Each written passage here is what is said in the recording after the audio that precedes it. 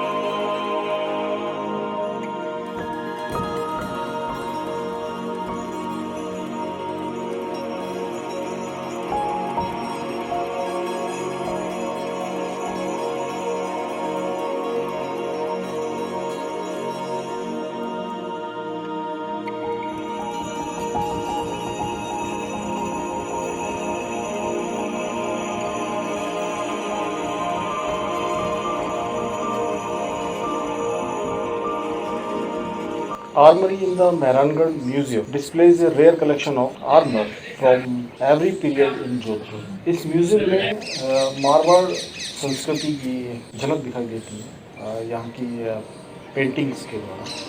एक पेंटिंग्स का कलेक्शन यहाँ पर आपको देखने को मिल जाएगा। इस किले में मारवाड़ की संस्कृति को ध्यान में रखते हुए फोक म्यूजिशियंस भी हैं जो कि इस किले के भीतरी भाग में एक क्राफ्ट बाज़ार जाया जाता है।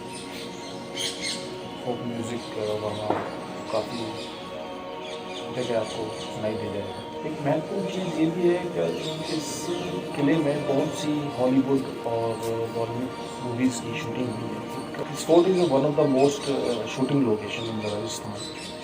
यहाँ पर काफ़ी हॉलीवुड और बॉलीवुड मूवीज़ की शूटिंग हुई है। सीरीज़ की मूवी है द डार्क नाइट राइजेस की शूटिंग यहाँ पर हुई है। और एक बॉलीवुड मूवी इमरान हाशमी की एक मूवी है आवारापन, उसकी भी शूटिंग इसके में हुई है। और एक इजरायली कंपोज़र हैं शेबैन तुजू, उन्होंने उनका एक वीडियो एल्बम भी यहाँ शूट किया गया है। थग्स ऑफ हिंदुस्तान जो कि एक बहुत बड़ी फ्लॉप रही है, उसकी शूटिंग भी इसके में हुई है।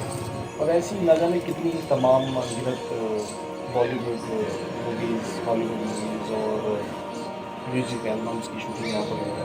सभी का अगर नाम बताने लगे आपको तो काफ़ी देर तक हमको ये वीडियो बनाना पड़ेगा।